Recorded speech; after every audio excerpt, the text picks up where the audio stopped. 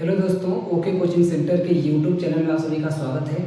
जैसा कि आप सभी लोगों को पता है कि क्लास 10th की ऑनलाइन क्लास लगातार चल रही है। अभी भी अगर कोई बचा हुआ है तो प्लीज़ उससे आप लोग बता दीजिए कि जल्दी से ऑनलाइन क्लास में एडमिशन ले लें, क्योंकि आज के वीडियो में आपका पहला चैप्टर कक्षा 10 विज्ञान का पहला चैप्टर जिसमें केमिस्ट्री चल रही है, रासायनिक अभिक्रियाएं एवं समीकरण आज समाप्त हो जाएगा। कल के वीडियो से हम लोग दूसरा चैप्टर पढ़ना स्टार्ट कर देंगे जिसका नाम है अम्ल क्षार तथा लवण। कल की क्लास तक हम लोग रासायनिक अभिक्रियाओं के प्रकार को पूरी तरह से खत्म कर लिए थे, जिसमें ऑक्सीकरण अपचयन अभिक्रियाएं, ऑक्सीकारक अपचायक, बहुत सारी चीजें हम लोग खत्म किए थे। उसमें से चेक कर रहा था तो एक अभिक्रिया अभी भी छूट नहीं गई थी, वो उसी का हिस्सा थी। बस वहाँ बताते समय वहाँ में इसका जिक्र थोड़ा सा अलग से करना था, जो कि मैं नहीं किया था। बाकी इसके बारे में थोड़ा सा आपको बताया था, तो इसको थोड़ा सा डिटेल में लिखवा देता हूँ, क्योंकि मैंने देखा है कि पिछले सालों में कई बार इस नाम से भी क्वेश्चन पूछा गया है, जिसका नाम है अवक्षेपण अभिक्रिया। ये अलग से कोई प्रकार नहीं है, बस एक थोड़ा सा स्पेशल गुण होने के कारण इसका एक अलग से नाम भी पड़ जाता है। तो अभी मैं समझाता हूँ, पहले मैं लिख लेता हूँ, इसके बाद फिर मैं आपको समझाता हूँ कि अवक्षेपण अभिक्रिया हम लोग किसे कहते हैं। तो आज की क्लास में मात्र 3 ही टॉपिक और आपका कक्षा 10 का बचा है, उसको आज हम लोग खत्म करके एनसीईआरटी के सारे क्वेश्चन को सॉल्व करेंगे। पहला अवक्षेपण अभिक्रिया और दूसरा फिर हम लोग आ जाएगा कि दैनिक जीवन में ऑक्सीकरण का क्या रोल है। दैनिक जीवन में ऑक्सीकरण अभिक्रिया के अनुप्रयोग हम लोग पढ़ेंगे, जिसमें से 2 अनुप्रयोग केवल कक्षा 10 में पढ़ने हैं, पहला संक्षारण और दूसरा विकृत गंधिता। तो कुल मिला के 3 टॉपिक आज की क्लास में हम लोग डिस्कस करने वाले हैं। तो पहले टॉपिक को सबसे पहले फिनिश करते हैं। पहले टॉपिक का नाम है अवक्षेपण अभिक्रिया, जिसको इंग्लिश में लोग कहते हैं प्रेसिपिटेशन रिएक्शन, और शॉर्टकट में इसी को कहा जाता है पीपीटी कहा जाता है। पीपीटी याद रखिएगा, पीपीटी के नाम से जानते हैं। पीपीटी का मतलब होता है प्रेसिपिटेशन, पीपीटी प्राप्त हो जाना। तो इसमें कैसे लिखेंगे, तो वे अभिक्रियाएं, अगर ये आता है आपके बोर्ड एग्जाम में तो लिखना पड़ेगा आपको इसकी परिभाषा, वे रासायनिक अभिक्रियाएं, वे रासायनिक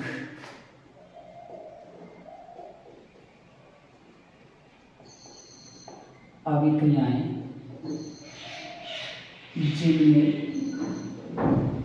जिनमें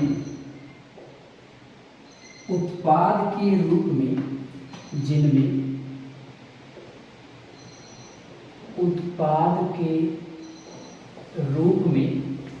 अवक्षेप क्या होता है अभी आपको समझाते हैं।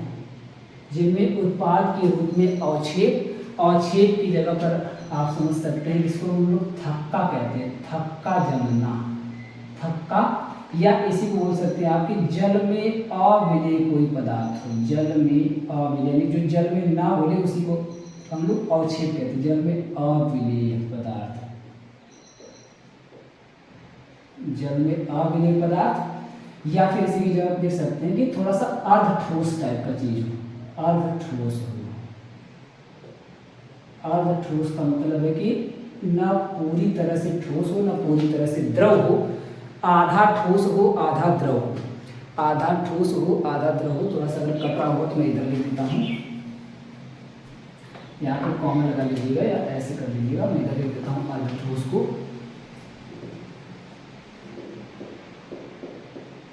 अर्धठोस हो, अर्धठोस जैसे हलवा क्या होता है, अर्धठोस होता है, क्योंकि ना पूरी तरह से ठोस होता है और ना पूरी तरह से द्रव होता है, दोनों का मिक्सचर होता है। तो इस प्रकार को अर्धठोस कहा जाता है, सेमी सॉलिड, इंग्लिश में सेमी सॉलिड इसको कहा जाता है। तो वे रासायनिक अभिक्रियाएं जिनमें उत्पाद के रूप में अवक्षेप, थक्का, जिसको जल में अविलेय बोलते हैं, या अर्धठोस प्राप्त होता है,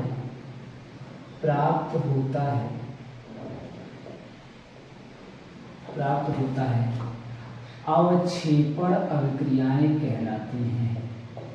अवक्षेपण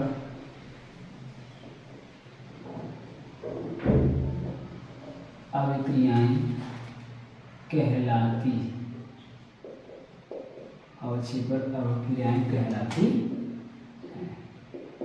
तो ये हो जाएगी इसकी परिभाषा।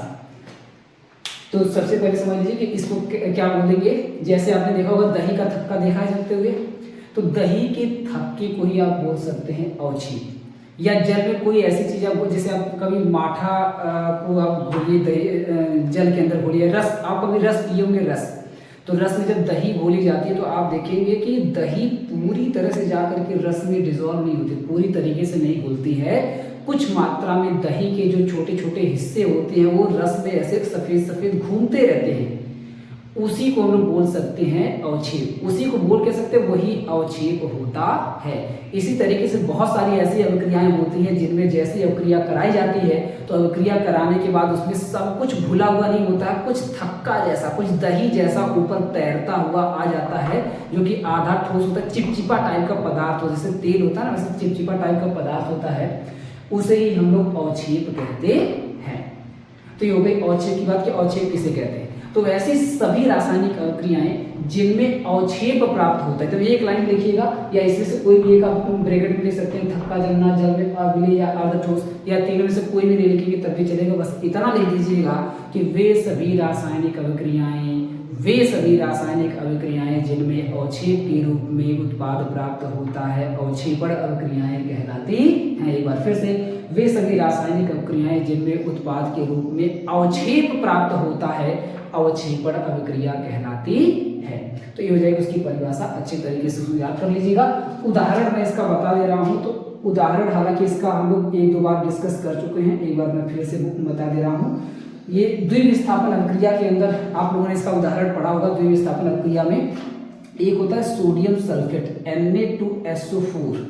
Na2SO4 को जैसे ही हम लोग मिलाते हैं बेरियम क्लोराइड में BaCl2 में, तो मिलाते ही द्विविस्थापन अभिक्रिया होती है। द्विविस्थापन अभिक्रिया मतलब आयनों का आदान प्रदान होता है। सोडियम चला जाता है क्लोरीन के पास, क्योंकि इसको क्लोरीन अच्छी लगने लगती है, बेरियम आ जाता है सोडियम के पास, यानी कि सोडियम आयन और बेरियम आयन का आपस में आदान प्रदान होने से यह क्रिया कंप्लीट होती है। और सोडियम यहाँ पे जाके Cl से मिलकर के बनाता है 2 NaCl। अभिक्रिया को भी देखिए करवाया गया है, रासायनिक अभिक्रियाओं के संतुलन प्राथमिक स्तर में कराया गया है और वैसे भी कराया गया है द्विविस्थापन अभिक्रिया में भी।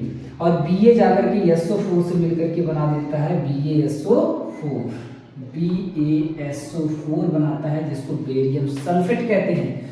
और यही बेरियम सल्फेट यहाँ पे सफेद अवक्षेप के रूप में प्राप्त होता है, सफेद अवक्षेप के रूप में प्राप्त होता है। जैसे ही परखनली आप मिलाएंगे तो परखनली के ऊपर थक्के के रूप में, दही के थक्के के रूप में सफेद सफेद आपको जमा हुआ दिखाई दे जाएगा, जो कि उसमें घुलता नहीं है, जल में अविलेय होता है। तो ये अभिक्रिया अवक्षेपण, क्योंकि इसमें अवक्षेप प्राप्त हो रहा है तो अवक्षेपण अभिक्रिया की सबसे बढ़िया एग्जाम्पल हो सकती है। तो इसको आप लोग नोट कर लीजिए, जल्दी से स्क्रीनशॉट ले लीजिए। अवक्षेपण अभिक्रिया हो गई यहीं पे खत्म। तो उम्मीद करते हैं आप लोग स्क्रीनशॉट ले लिए होंगे। अब आते हैं अगली अभिक्रिया पर। अगली अभिक्रिया क्या है, अब लास्ट का 2 टॉपिक और बचा है जिसमें हम लोग को पढ़ना है ऑक्सीकरण के अनुप्रयोग। हम लोग 2 अभिक्रियाएं पढ़े हैं, ऑक्सीकरण अभिक्रियाएं और अपचयन अभिक्रियाएं, जिनको दोनों को मिला करके हम लोग रेडॉक्स अभिक्रिया के नाम से जानते हैं। तो उसमें से एक ही का अनुप्रयोग हम लोग को पढ़ना है इस बार, जिसमें से उसका नाम है ऑक्सीकरण अभिक्रिया के अनुप्रयोग।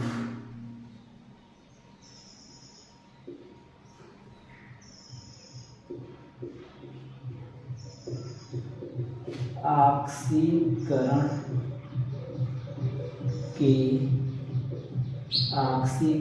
के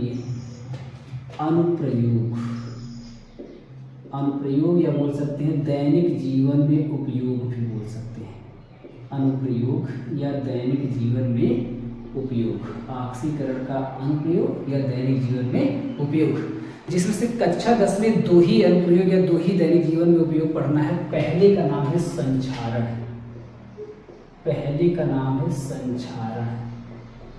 और ये जो संक्षारण है ये भी आपकी कक्षा 10 के चैप्टर नंबर 2 में सीधे सीधे आएगी, जिसको इंग्लिश में कोरोजन कहते हैं,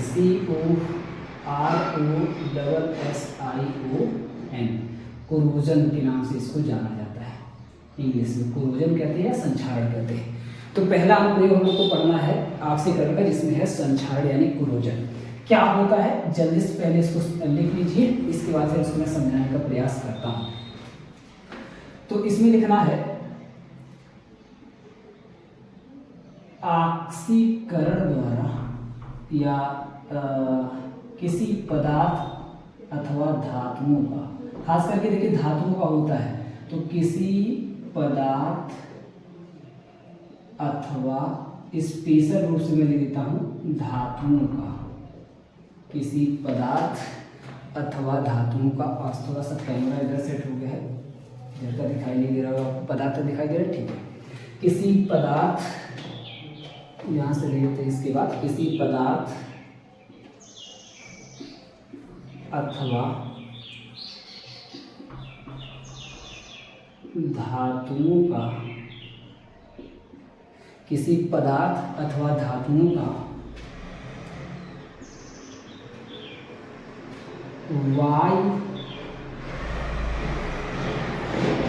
और नमी की उपस्थिति में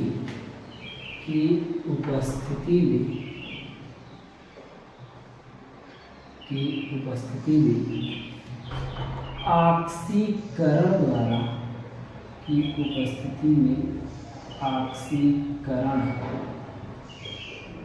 द्वारा किसी पदार्थ अथवा धातुओं का वायु और नमी की उपस्थिति में ऑक्सीकरण द्वारा क्षरण होना। क्षरण का मतलब होता है, मैं ब्रैकेट में भी लिख देता हूँ, बेकार होना। क्षरण का मतलब होता है बेकार हो जाना। क्षरण होना ही संक्षारण कहलाता है, होना ही संक्षारण कहलाता है।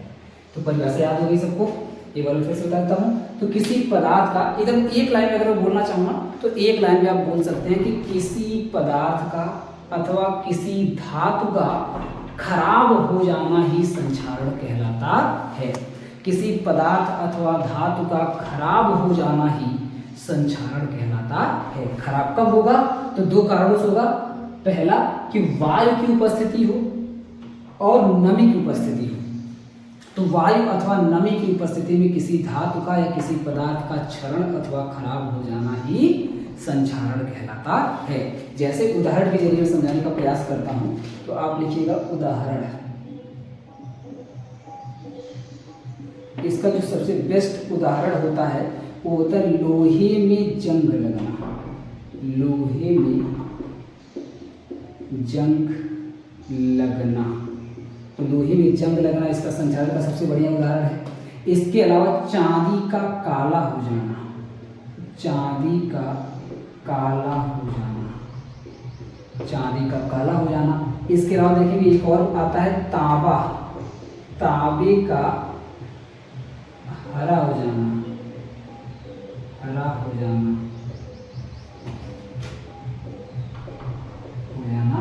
आदि कर दीजिए। ये जब भी आपका उदाहरण पूछेगा ये लिख देना है। तो लोहे में जंग लगना, लोहे को आप ऐसे ही छोड़ दीजिए। तो देखेंगे अब जैसे ही खास करके सर्दियों के मौसम में जिसमें ओस पड़ती है, ठंडी पड़ती है, उस टाइम देखते हैं आपकी क्षरण ज़्यादा होता है, यानी उस टाइम संक्षारण ज़्यादा होता है, उस टाइम लोहे में जंग ज़्यादा लगती है। क्यों?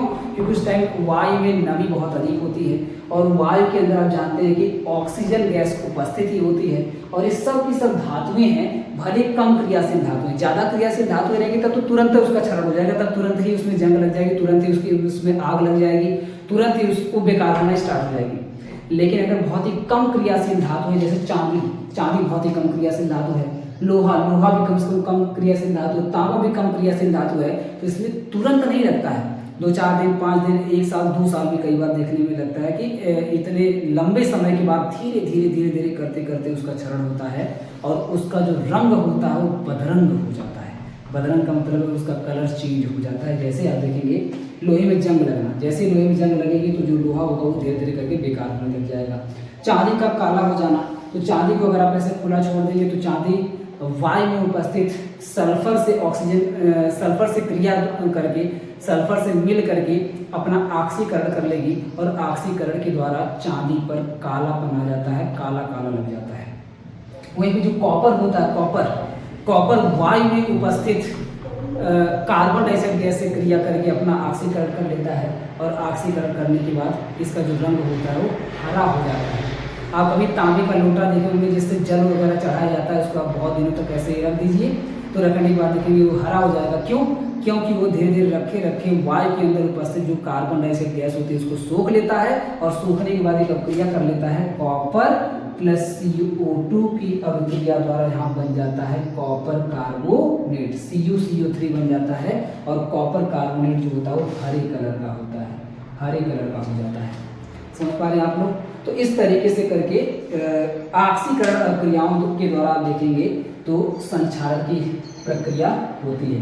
तो संक्षारण क्या है? तो संक्षारण का आप बोल सकते हैं कि संक्षारण एक तरह की ऑक्सीकरण अभिक्रिया होती है जिसमें प्यारी प्यारी अच्छी अच्छी धातुएं खराब होने लगती हैं, उनका रंग जो होता है वो बदल करके बदरंग होने लगता है, तो इसको कहा जाता है संक्षारण। बहुत इंपॉर्टेंट है। मैं एक यहाँ पे एग्जांपल बता दे रहा हूँ, लोहे में जंग लगने का एग्जांपल ये अक्सर करके आता है। तो लोहा, ये देखिए प्यारा सा नया लोहा जिसको हम लोग यफ्फी कहते हैं, तो ये हो गया लोहा। लोहे का जो प्रतीक होता है यफ्फी होता है। इसको आप लेकर के आइए, लोहे की कोई छड़ लेकर के आइए, कोई रॉड लेकर के आइए, कोई भी लोहे की सामान लेकर के आइए और ला करके उसको आप ऐसे ही छोड़ दीजिए वायु में, तो वायु में छोड़ने का मतलब है आपने उसको छोड़ दिया ऑक्सीजन में, और ऑक्सीजन खतरनाक है, अभी तक आपको पता चल चुका होगा। ऑक्सीजन में छोड़ दिया आपने, वायु में छोड़ दिया, और वायु में अगर गलती से कुछ मात्रा में नमी उपस्थित है, कुछ मात्रा में नमी का मतलब है H2O यानी कि जल उपस्थित है, होता ही है। जल का जल लगातार आप जानते हैं वाष्पीकरण होते रहता है, तो वाष्पीकरण के द्वारा कहाँ जाएगा? वायु के अंदर ही जाएगा। तो वायु जो नमी उसमें रहती है, यानी कि उसमें कुछ न कुछ मात्रा में वाष्प के रूप में जलवाष्प उपस्थित होता है, और कुछ मात्रा में होता है। यहाँ पे फिक्स नहीं है कि 1 है कि 2 है कि 4 है कि 5 है। तो मान लिया यक्स है, मान लिया यक्स है, तो यहाँ मान लेते हैं कि XH2O उपस्थित है। XH2O ऐसे यहाँ पे लिखेंगे, ऐसे वहाँ पे उतार लेंगे। तो इस अभिक्रिया के द्वारा जंग बनती है, और जंग का सूत्र मैं आपको बताया था, जंग का सूत्र होता है Fe2O3, फेरिक ऑक्साइड बन जाता है, और इसी फेरिक ऑक्साइड को कहा जाता है जंग।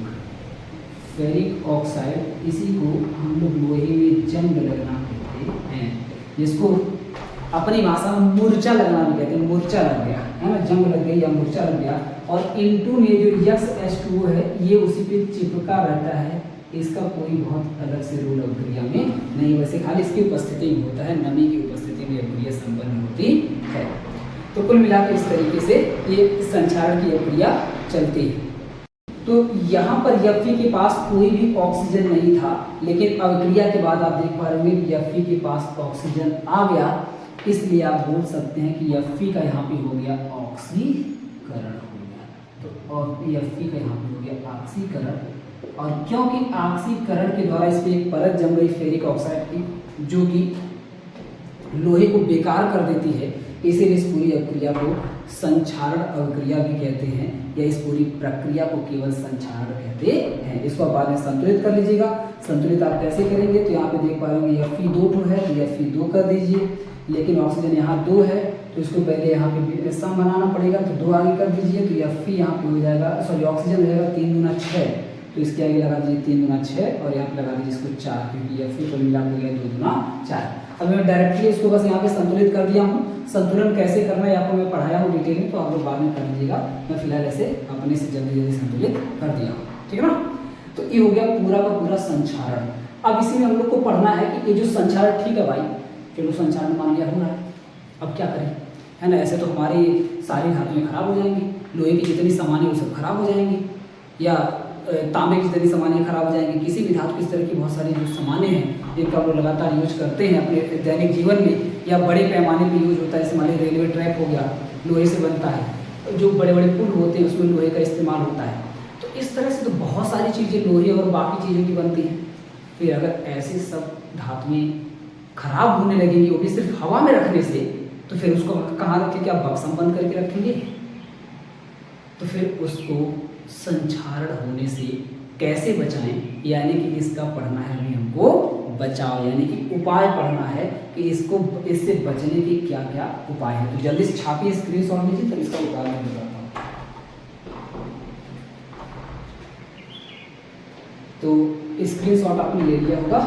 अब मैं इसका जल्दी से रोकथाम बता देता हूँ कि किस तरीके से इसकी रोकथाम आप कर सकते हैं, या किस तरीके से इससे बचा जा सकता है। संक्षारण की प्रक्रिया ना हो किसी भी किसी भी धातु का संक्षारण ना हो तो उससे कैसे बचे।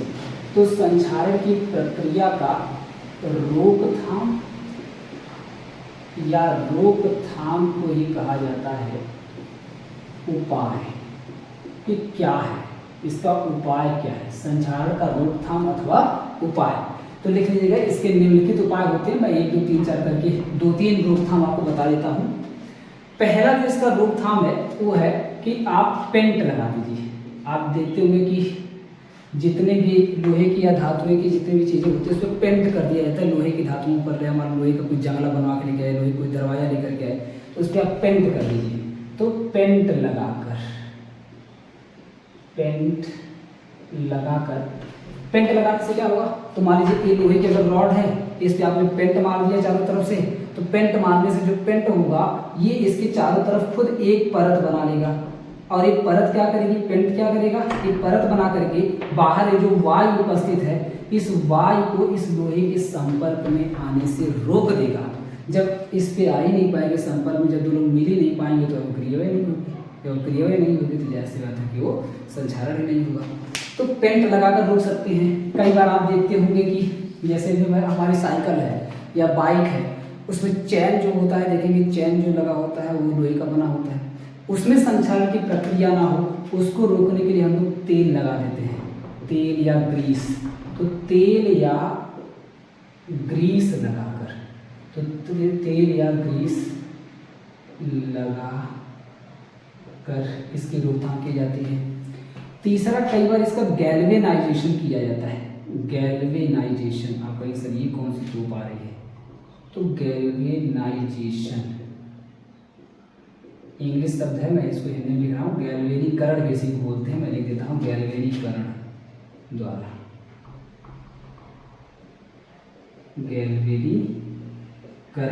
गैल्वेनीकरण क्या होता है, तो गैल्वेनीकरण का अर्थ होता है कि जिंक की परत चढ़ाकर, जिंक की परत चढ़ाकर, यानी कि वह प्रक्रिया जिसमें जिंक धातु को ही पिघला करके उसके ऊपर अगर चढ़ा दिया जाए, किसी धातु के ऊपर चढ़ा दिया जाए तो दोनों का मिश्रण बन जाता है जिससे वहाँ पे क्षरण नहीं होता है, क्षरण थोड़ा सा रुक जाता है। तो जिंक की परत चढ़ाना ही किसी दूसरी धातु पर गैल्वेनाइजेशन कहलाता है, जिससे संक्षारण की प्रक्रिया कुछ टाइम के लिए रुक जाती है। तो इस तरीके से 2-3 इसके उपाय हो गए। तो इसको आप लोग नोट कर लीजिए, जब भी आएगा रोकथाम या उपाय तो इसको आप लोग आराम से लिख दीजिएगा। 3 उपाय बहुत है, वैसे आपके बोर्ड एग्जाम में 2 ही पूछा जाता है, लेकिन मैं 3 बता दिया हूँ, कोई समस्या नहीं है। 3 उपाय आप यहाँ पे लिख सकते हैं। तो उम्मीद करते हैं स्क्रीनशॉट आपको ले लिए होंगे। अब आते हैं अपने लास्ट टॉपिक पर, जिसका नाम है विकृत गंधिता, रेंसिडिटी।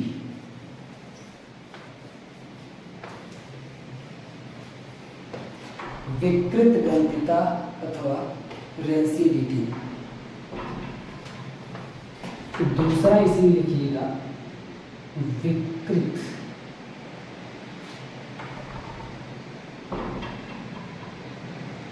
गंधिता, जिसको इंग्लिश में कहा जाता है रेंसिडिटी। विकृत गंधिता अथवा रेंसिडिटी। ये कौन सी प्रक्रिया भाई, तो देखने में नई सी लग रही है, बहुत खतरनाक सा नाम लग रहा है। तो इसके नाम से क्लियर, विकृत का मतलब होता है खराब हो जाना, किसी चीज़ का खराब हो जाना है, विकृत हो जाना है यानी खराब हो जाना। और खराब कोई चीज़ होगी तो क्या होगी, महकेगी बहुत बेकार, उसी को कहा जाता है गंधिता। यानी कि कोई ऐसी वस्तु जो खराब होने के बाद बेकार एकदम महके, उसको कहा जाता है विकृत गंधिता। वो कौन सी चीज़ होती है, खाने वाली जितनी वस्तुएं होती है ऐसा करती हैं। यानी कि तेल अथवा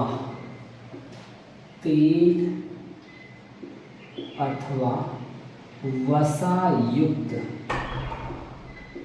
तेल अथवा वसायुक्त खाद्य पदार्थों का, ये खास करके खाने वाले पदार्थों में लगता है। तो खाद्य पदार्थों का ऑक्सीकरण द्वारा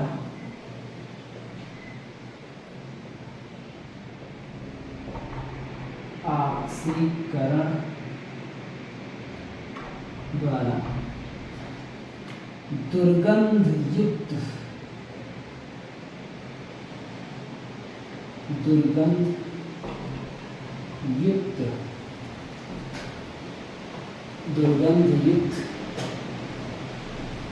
पदार्थ में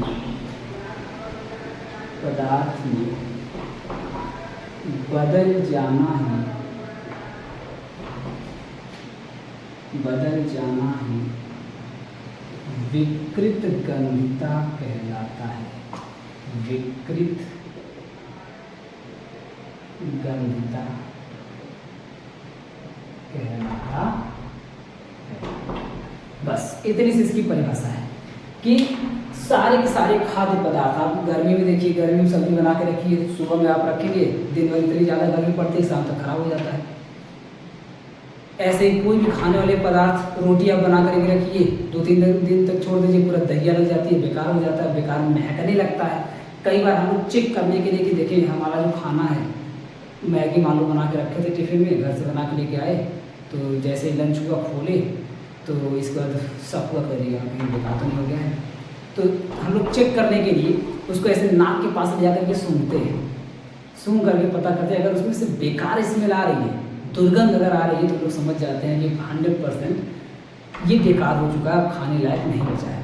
तो ऐसा इसीलिए होता है क्योंकि उसका ऑक्सीकरण उस दौरान हो जाता है, और ऑक्सीकरण होने के कारण उसके अंदर विकृत गंधिता की प्रक्रिया हो जाती है, जिसमें वह एक दुर्गंध युक्त पदार्थ में बदल जाता है। क्यों बदलता है? ऑक्सीकरण के कारण। कई सर ऑक्सीकरण कारण कैसे बदलता है? तो ऑक्सीकरण का मतलब होता है ऑक्सीजन का योग, यानी कि ऑक्सीजन से अभिक्रिया हो जाना। तो ऑक्सीजन से क्रिया करके कुछ नए प्रकार, जैसे आयरन आप देख रहे थे, लोहा ऑक्सीजन से क्रिया करके मूर्छा बना ले रहा था, उसी तरीके से खाद्य पदार्थ, खाने वाली सब्जी बढ़िया मैगी जो लोग बना के रखते हैं, ये सब खाने वाले पदार्थ भी ऑक्सीजन से क्रिया करके इसे मूर्छा टाइप की बेकार कोई चीज़ बना लेते हैं, बेकार कोई पदार्थ बना देते हैं, जो कि महकता बहुत बेकार है और जो खाने लायक नहीं रहता है। तो इसी प्रक्रिया को हम लोग विकृत गंधिता कहते हैं। तो शॉर्टकट में आप बोल सकते हैं कि विकृत गंधिता भी एक प्रकार की ऐसी प्रक्रिया है जिसमें ऑक्सीकरण अभिक्रिया होती है। तो विकृत गंधिता हो चाहे संक्षारण हो, दोनों ही एक प्रकार की ऑक्सीकरण क्रिया होती है। अब इससे कैसे बचा जाए? तो इससे बचने के लिए इसका भी तुरंत लिख लीजिए रोकथाम या उदाहरण, पहले इसका लिख लीजिए उदाहरण में आप देखेंगे खाद्य पदार्थों का, अलग इसी में उदाहरण भी हो गया, उदाहरण में आप लिख लीजिए खाद्य पदार्थों का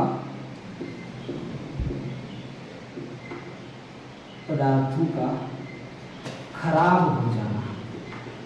खाद्य पदार्थों का खराब हो जाना का मतलब खाने योग्य नहीं रह जाना ही खराब हो जाना। बेसिकली खुद अपने आप एक उदाहरण है, विकृत गंधिता के खुद अपने आप में एक उदाहरण है, क्योंकि विकृत गंधिता केवल खाने वाले पदार्थों में लगता ही है। तो ये खुद उदाहरण है, तो इसका अलग से कोई बहुत उदाहरण नहीं बनेगा। इसकी बनेगी रोकथाम। इसकी रोकथाम से कई बार आता है क्वेश्चन, तो रोकथाम को आप लोग याद रखेंगे। तो अगली हेडिंग इसे डाल दीजिए रोकथाम या उपाय। अब मान लीजिए आप खूब बढ़िया सा कोई खाना बनाए हैं, मान लीजिए मैगी दोबारा लेते हैं क्योंकि मैगी बहुत ज़्यादा लोग पसंद रहती है, तो खूब बढ़िया सा एकदम धनिया वनिया डाल के नंबर 1 मैगी बनाए हैं, एकदम पूरा टेस्टी वाली। लेकिन अभी एक बार आप खाए, देखिए यार बड़ा बहुत मज़ेदार बन गया है, आपका मन है कि इसको रख दें, दोबारा खाएंगे, शाम तक खाएंगे, या शाम को बनाए तो रख दें, सुबह तक खाएंगे इसको। तो बहुत सारे ऐसे लोग होते हैं जो 2-3 बार, एक बार बनाते हैं, एक बार खाते 4 बार है। तो इस विचारधारा के अगर आप हैं कि आपको 4 बार खाना है, 4 बार उसका टेस्ट लेना, एक बार में आपको मन नहीं भर रहा है, तो जाहिर सी बात है उसको आपको इस तरह से रखना होगा कि वो बेकार ना हो, उसका विकृत गंधिता ना हो, तब आप आराम से उसको खा सकते हैं। बहुत सारी ऐसी भी चीज़ें होती है, आप विश्वास नहीं मानेंगे, इसको 6-6 महीने बाद लोग खाते हैं। मेरे सर ये क्या है, ये क्या आप बात बोल रहे हैं? अभी उदाहरण में आएगा, अभी बता देता हूँ। जिसमें चिप्स का पैकेट, चिप्स जो बनता है ना, 6-6 महीने की उसकी ड्यूरेबिलिटी होती है, 3-3 महीने की होती है। वो भी तेल में आप देखेंगे छान करके बनाया जाता है, फिर पैकेट में पैक कर दिया जाता है, और वो पहले तो 1 महीना लग जाता है आपके हाथ तक आने में, यानी कि वो पहले वहाँ कंपनी बनेगा, वहाँ से डिस्ट्रीब्यूटर के पास जाएगा, फिर होलसेलर के पास आएगा, होलसेलर फिर रिटेलर के पास जाएगा, फिर रिटेलर यानी दुकान वाला ला करके आपको देगा, यानी कि आप जाएंगे वहाँ से खरीदेंगे, तो इसके बाद जाके फिर आप फाड़ करके खाएंगे। तो जब तक आप खाएंगे, जब तक आपके पेट में जाएगा, तब तक 1-2 महीना 3 महीना हो चुका होगा, लेकिन खाने का स्वाद इतना ही बढ़िया आता है, वो खराब ही नहीं होता है। ऐसा कैसे हुआ कि चिप्स का पैकेट जो बना था 1 महीने 2 महीने पहले कंपनी बनाया गया था, आज भी खाने लायक है, वो खराब क्यों नहीं होता है? क्योंकि कंपनी वाले पढ़े लिखे हैं, उनको पता है कि विकृत गंधिता नाम की भी कोई चीज़ होती है, इसको अगर हम लोग नहीं टैकल करेंगे तो हमारा चिप्स नहीं, पता चला कंपनी से बाहर निकलते निकलते ही बेकार हो गया, उसको कौन लेगा, उसको कौन खाएगा? तो वो सब रोकथाम पे यहाँ पे ध्यान देते हैं। रोकथाम कैसे करते हैं? तो पहला जो इसका रोकथाम होता है फ्रीज में रख देते हैं। क्या आप देखते हैं, खाना वाना जो होता है, खाने वाले जो पदार्थ होते हैं उसको सामान्य तौर पर हम लोग फ्रीज में रख देते हैं। रेफ्रिजरेटर लिख देता हूँ, जिसको फ्रीज भी कहते हैं। तो रेफ्रिजरेटर का प्रयोग करके, रेफ्रिजरेटर के प्रयोग द्वारा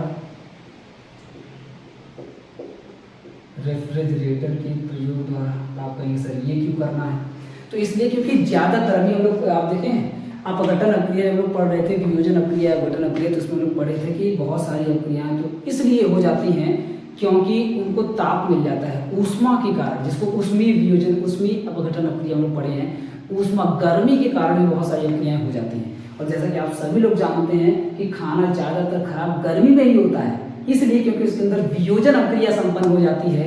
वियोजन अक्रिया का मतलब जब गर्मी बढ़ती है तो उस गर्मी को अवशोषित करके बहुत सारे पदार्थ छोटे छोटे अन्य गैसों और पदार्थों में टूट जाते हैं। फिर वही गैसिया जब निकलती है तो फिर एकदम बहुत बेकार महकती, मन करता है उल्टी कर दें, फेंक दें उसको, ठीक है। तो के इसीलिए अगर उसको लोग ठंडे स्थान में रख दें, रेफ्रिजरेटर फ्रिज में अगर रख दें तो जायज़ सी बात है फिर वो खराब नहीं होगा। तो फ्रिज में ठंडा रहता है। तो यहीं से आप एक और ले सकते हैं, भैया इसको धूप में मत रखो, धूप से बचाकर, यानी डायरेक्ट अगर आप कोई चीज़ धूप में ऐसे खुला छोड़ देंगे तब भी उसमें विकृत गंधिता की प्रक्रिया हो जाती है, बेकार होने लग जाता है। तीसरा आप लिख सकते हैं कि जो पैकेट होते हैं, पैकेट वाले सामानों में, पैकेट वाले जैसे चिप्स, पैकेट वाले खाद्य पदार्थों जैसे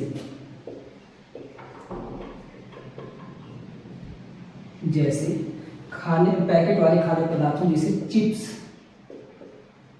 चिप्स हो गया, कुरकुरा हो गया आदि को कैसे आप बचाएंगे? चिप्स को कैसे बचाएंगे? तो सामान्य तौर पर अभी हम लोग देखे हैं कि विकृत गंधिता में एक प्रक्रिया होती है जिसका नाम है ऑक्सीकरण। ऑक्सीकरण का मतलब होता है ऑक्सीजन का योग, यानी कि ऑक्सीजन से अभिक्रिया।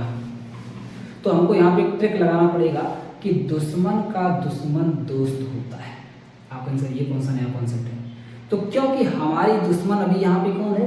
हमारी दुश्मन अभी यहाँ पे है ऑक्सीजन। हालांकि ऑक्सीजन हमारे लिए प्राणदायक है, ऑक्सीजन नाम में तुम छटपटा के इसी मर जाएंगे, लेकिन वही ऑक्सीजन जो हमको जिंदा रखती है, वही ऑक्सीजन हमारे खाने को जाकर खराब करती है।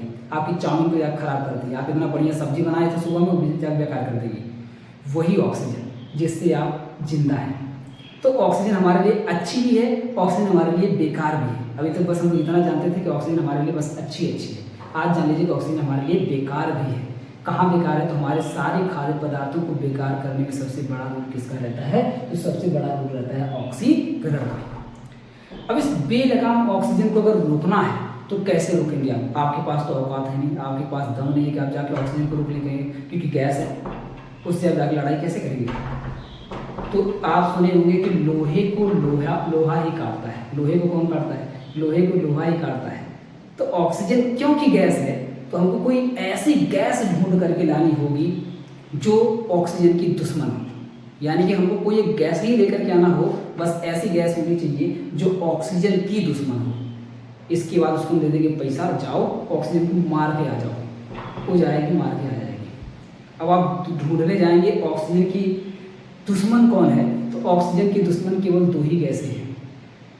एक कार्बन डाइऑक्साइड गैस, तो कार्बन डाइऑक्साइड गैस अगर आप लेंगे तो और ही खतरनाक हो जाएगी। तो उसका उपयोग फिलहाल अभी हम लोग नहीं करेंगे, वो अपने आप में खुद बहुत डेंजरस है, हमारे लिए भी डेंजरस। पता चला उल्टा हमें को एक आध गोली मार गई, हमें उड़ गए तुरंत। तो हमको लेकर के आना पड़ेगा इसकी दूसरी दुश्मन, जिसमें हमेशा इन दोनों में लड़ाई चलती रहती है, क्योंकि ऑक्सीजन जो होती है वो दूसरे नंबर की खूबसूरती है पूरी आवर्त सारणी की, और नाइट्रोजन दूसरी गैस कौन सी है? नाइट्रोजन। नाइट्रोजन तीसरे नंबर की खूबसूरती है। यही कारण है कि नाइट्रोजन ऑक्सीजन हमेशा लड़ाई चलती रहती है। आप लोगों ने बताया था फोन कॉल वाला ट्रिक, FON, फोन कॉल। यहाँ जरा ध्यान दीजिए, यहाँ पे ऑक्सीजन दूसरे नंबर पे आ जाता है, पहले नंबर पे फ्लोरीन, दूसरे नंबर पे ऑक्सीजन, तीसरे नंबर पे आती है नाइट्रोजन। तो ऑक्सीजन दूसरे नंबर की खूबसूरती है, जबकि नाइट्रोजन तीसरे नंबर की है। तो जाहिर सी बात है इसमें लड़ाई चलेगी, बस थोड़ा सा दोनों में अंतर है। नाइट्रोजन सोचती है कि इसको किस तरीके से ऑक्सीजन को पीछे छोड़ा जाएगा, यानी कि ऑक्सीजन से ज़्यादा खूबसूरत बनने की ख्वाहिश रहती है नाइट्रोजन की। इसीलिए नाइट्रोजन जलती है ऑक्सीजन से और चाहते हैं कि इसको हटा दो, हम दूसरे नंबर पे आएंगे। कंपटीशन दोनों में है। यही कारण है कि नाइट्रोजन ऑक्सीजन की दुश्मन है। नाइट्रोजन ऑक्सीजन की अभिक्रियाशीलता को रोक देती है। अगर कहीं पर नाइट्रोजन है तो वो ऑक्सीजन की क्रियाशीलता को कम कर देती है। आप कहाँ कम करती है? तो अब मैं बता रहा हूँ, आपके वायु में, हवा में आप जानते हैं कि 78% तक तो खाली रहती है नाइट्रोजन गैस, 21% केवल रहती है ऑक्सीजन। तब इतनी खतरनाक होती है। ऑक्सीजन को फर्क मत लीजिएगा, ऑक्सीजन हमारे वायु में मात्र 21% होने के बावजूद भी आप एक माचिस की तीली ऐसे जलाइए, तुरंत खट से जल जाता है, जबकि नाइट्रोजन वहाँ पे 78% उपलब्ध है। यानी उसके दुश्मन 78% होते हुए भी इतनी खतरनाक ऑक्सीजन है। तो एक बार जरा सोच करके देखिए कि अगर दोनों को बदल दिया जाए कि ऑक्सीजन को कर दीजिए आप 78% वायु में, नाइट्रोजन को आप घटा करके 21%, 21% कर दीजिए, क्या होगा? आपको माचिस की तीली जलाने की जरूरत नहीं पड़ेगी। आप खाली पैकेट में से निकाल दीजिए, अपने आप माचिस की तीली जल जाएगी। ऑक्सीजन की क्रियाशीलता इतनी ज़्यादा बढ़ जाएगी। यानी कि हमारे वायु में अगर 78% नाइट्रोजन नहीं रहती तो आज जगह जगह आग लग जाती। आप ऐसे खड़े, थोड़ी सी धूप में आप जाते, पता चला जलने लग गए। लकड़ी या पेड़ खड़े खड़े जलने लग जाते अपने आप, क्योंकि जैसे थोड़ी सी धूप होती, गर्मी होती, तुरंत ऑक्सीजन इतनी ज़्यादा क्रियाशील होती कि कब कहाँ आग लगा देती किसी को पता नहीं चलता। हर जगह सुलगता हुआ धुआं उड़ता हुआ मिलता। इतनी खतरनाक ऑक्सीजन है। आप खाना बना के रखे, मुंह के अंदर ऐसे उठाए, लेके गए, यहाँ तक पहुँचे तो तब पता चला बस ये बेकार हो गया।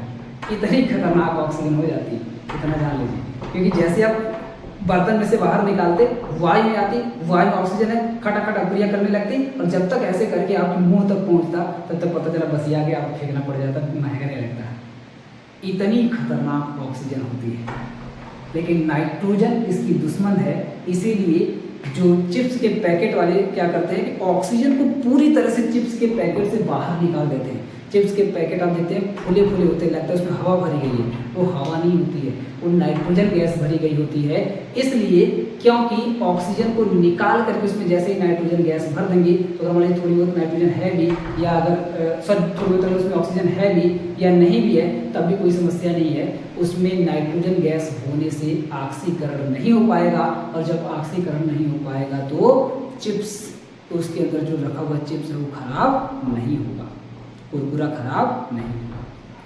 तो आप समझ पाए होंगे कि नाइट्रोजन के पैकेट में आदि में नाइट्रोजन कह रहा हूँ, चिप्स या कुरकुरा के पैकेट आदि में नाइट्रोजन गैस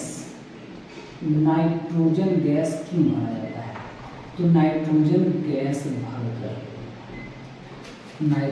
गैस भरकर, तो अभी आपको पता चल गया होगा कि हमारी दोस्त कौन है।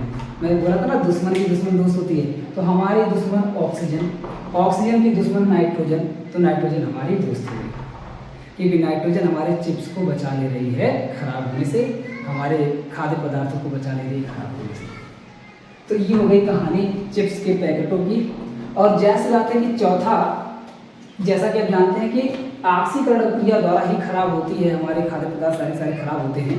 तो ऐसा कोई आप बर्तन ले सकते हैं, ऐसा कोई बर्तन, ऐसे किसी बर्तन में खाना रखिए जिसमें वायु ना हो, यानी कि वायुरोधी बर्तन का इस्तेमाल करके, वायुरोधी बर्तन का इस्तेमाल करके, यानी कि ऐसा कुकर लीजिए जिसमें वायु उपस्थित ना हो, और अगर वायु भर भी जाए तो उसको बाहर कर दे, निकाल दे, सारी ऑक्सीजन गैस को बाहर निकाल दे, यानी कि वायु के विरोधी हो, वायुरोधी बर्तन का प्रयोग करें।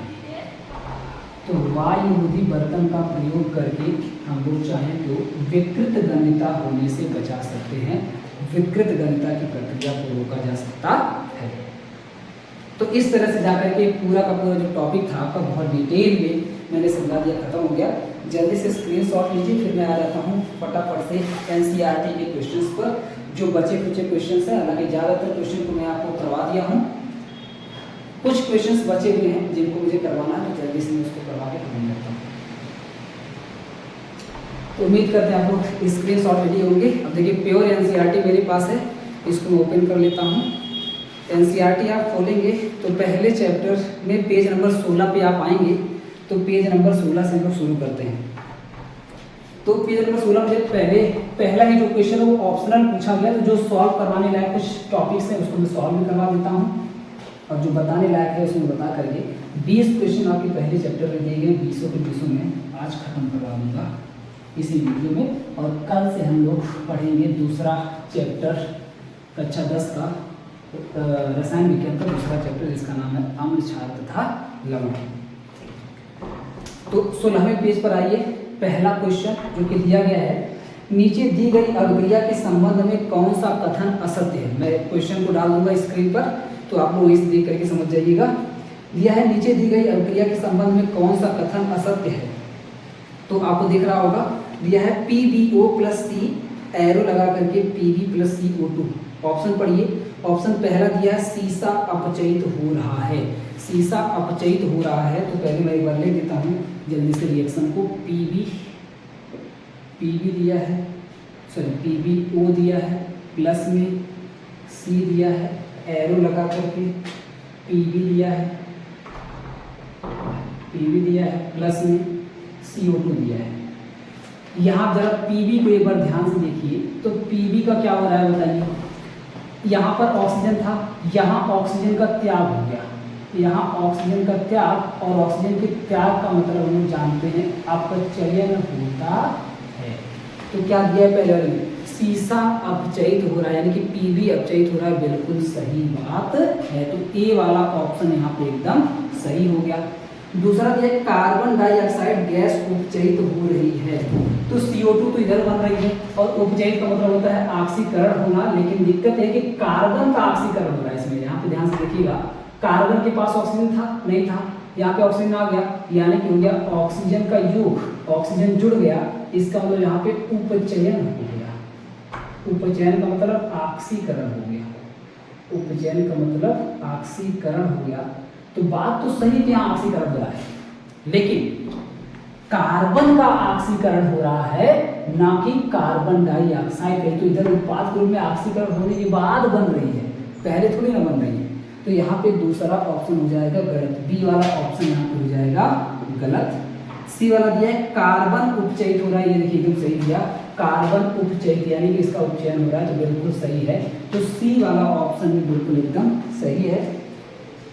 डी वाला दिया लेड ऑक्साइड अपचयित हो रहा है, तो लेड ऑक्साइड ये रहा, अपचयित कहाँ हो रहा है भैया, इसका तो सॉरी हाँ अपचयित दिया है। तो लेड ऑक्साइड कहाँ अपचयित हो रहा है, केवल Pb, आप देख रहे हैं Pb से किस में बदल गया, Pb में, तो केवल Pb का यहाँ पे अपचयन हुआ, ऑक्सीजन का थोड़ी ना अपचयन हुआ। ऑक्सीजन जब हाइड्रोजन जुड़ती तब ऑक्सीजन का अपचयन होता, तो केवल Pb का यहाँ पे अपचयन हुआ है। तो ध्यान रखिएगा यहाँ पे डी का भी हो, डी भी गलत हो गया, पूरा PbO का अपचयन नहीं हो रहा है, केवल Pb का अपचयन हो रहा है, ठीक है ना। तो यहाँ पे ए और सी ऑप्शन बिल्कुल सही हो जाएंगे, जो कि दूसरे वाले में दे रखा है, तो इसको आप टिक लगा लीजिए। दूसरे क्वेश्चन पर आते हैं। दूसरा क्वेश्चन दिया है Fe2O3, उम्मीद करते हैं आपको समझ आया होगा।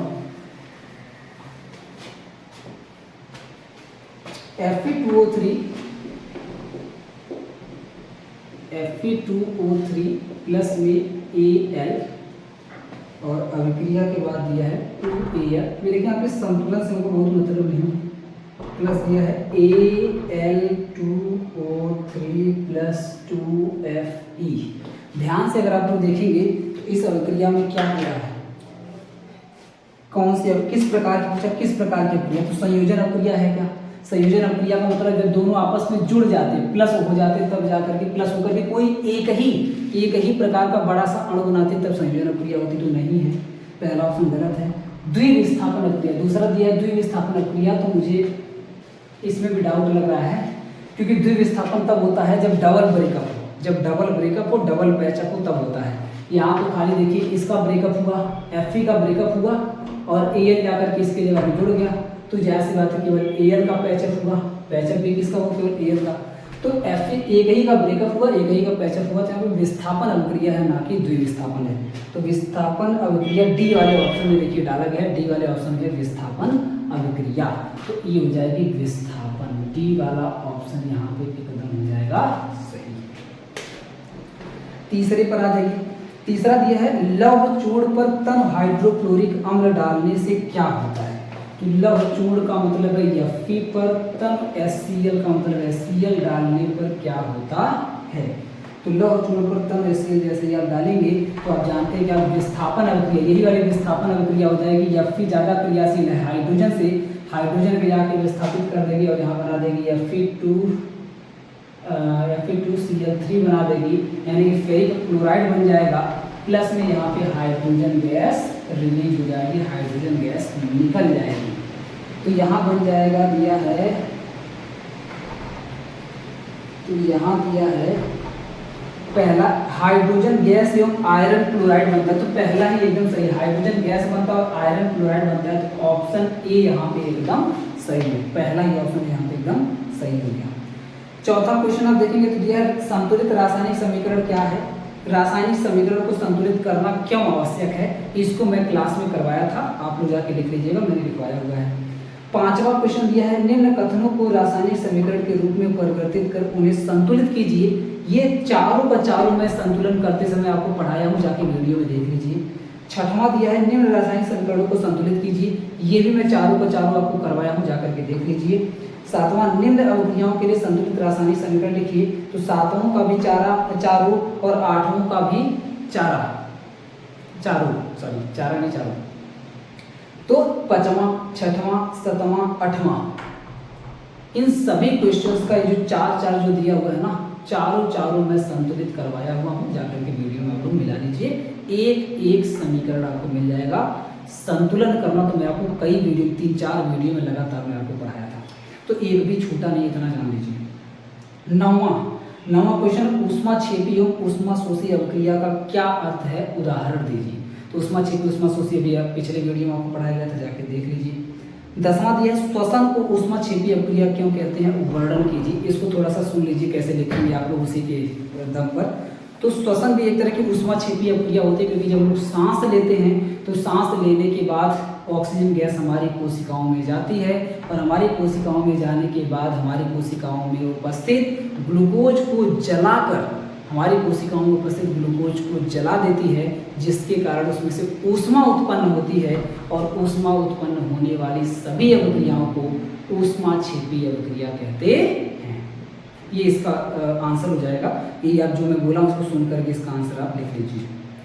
11वां वियोजन अभिक्रिया और संयोजन अभिक्रिया, वियोजन अभिक्रिया को संयोजन अभिक्रिया के विपरीत क्यों कहा जाता है, इन अभिक्रियाओं के लिए समीकरण लिखिए। तो दोनों को मैं डिटेल में पढ़ाया हूँ, जाकर के देख लीजिए।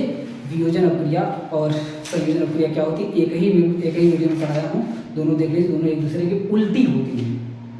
पर हाँ, उन वियोजन अभिक्रियाओं के एक एक समीकरण लिखिए जिनमें ऊष्मा, प्रकाश एवं विद्युत के रूप में ऊर्जा प्रदान की जाती है। तीनों मैंने पढ़ाया है, वियोजन अभिक्रिया और वियोजन अभिक्रिया का प्रकार। तो 3 प्रकार मैंने पढ़ाया है, एक ऊष्मीय वियोजन, उसका एक एग्जाम्पल पूछा है, एक प्रकाश अपघटन, उसका एक एग्जाम्पल पूछा है, दूसरा पूछा है विद्युत अपघटन, उसका पूछा है। तो तीनों ही आप लोग जाकर के एक एक उदाहरण में करवाया हूँ, जाकर के लिख लीजिए, आराम से हो जाएगा आपका।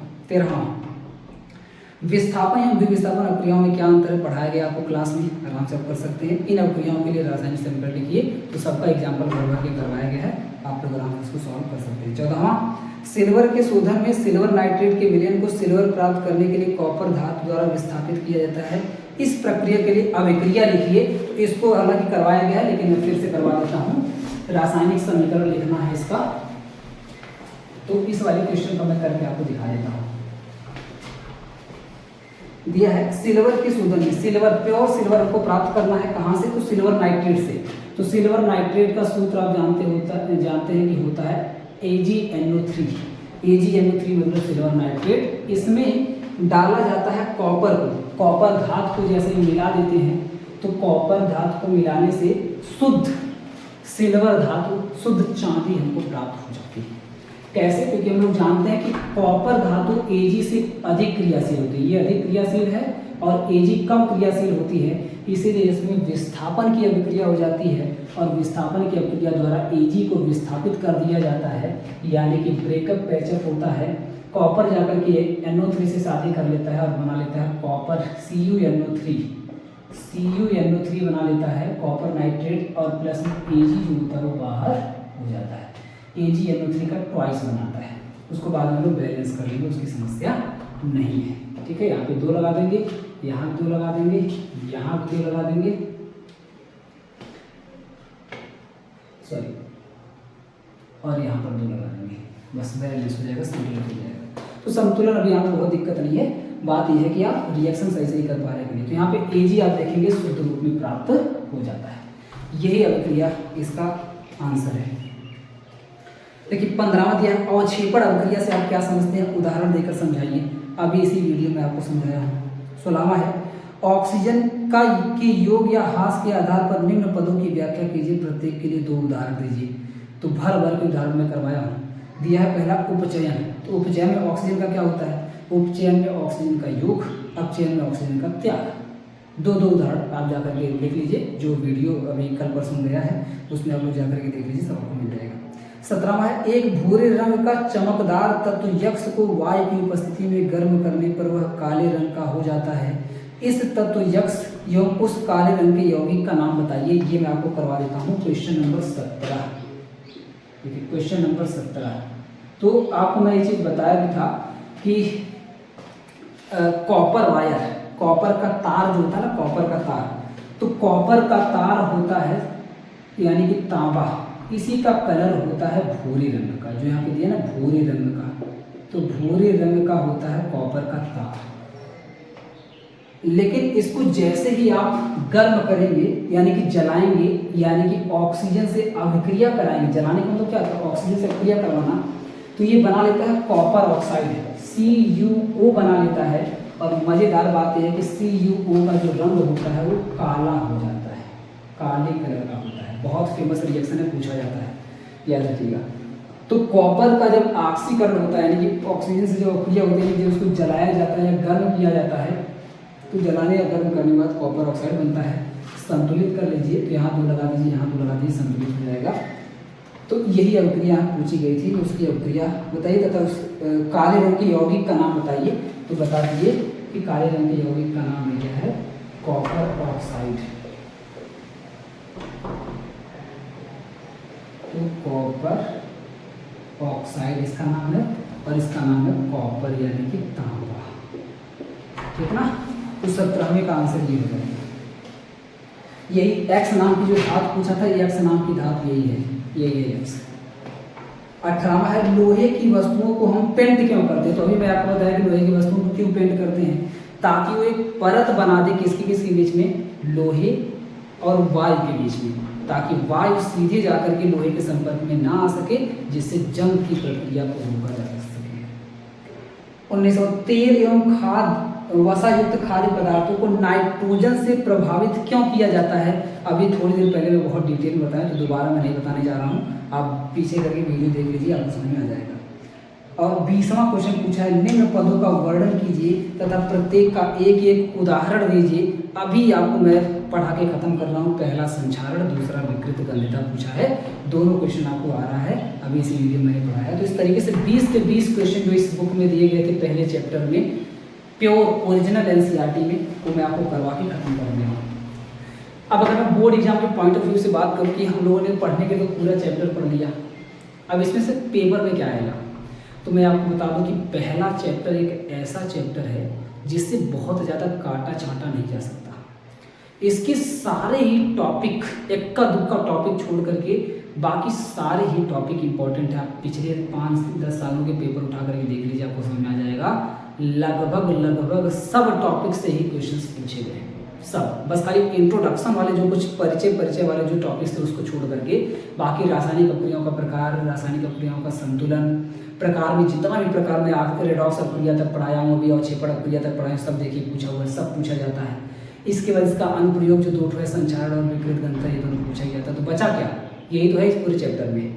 जब यही नहीं छोड़ा जाता है तो फिर बचा ही क्या? इससे बढ़िया पूरा चैप्टर ही ढंग से पढ़ लो। इसमें से एक हेडिंग में बोल सकता हूँ दावे के साथ कि इम्पॉर्टेंट है, कुछ भी अनइम्पॉर्टेंट नहीं है। तो सभी लोग इस चैप्टर को अंडर एस्टिमेट मत करिएगा। कम से कम यहाँ से आपका 7-8 नंबर का कम से कम यहाँ से आपका फंसेगा पहले ही चैप्टर से। तो अच्छे तरीके से आप लोग इसको तैयार करके जाएंगे, बढ़िया से तैयार करके जाएंगे बोर्ड एग्जाम में। तो मैं कोशिश किया हूँ कि पहले चैप्टर से कुछ भी छूटने ना पाए, और मुझे पूरी उम्मीद है कि कुछ भी नहीं छूटा होगा।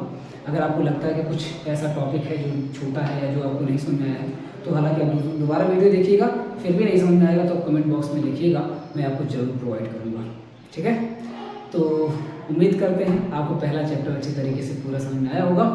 फिर मिलते हैं कल दूसरे चैप्टर में, तब तक के लिए बहुत बहुत धन्यवाद।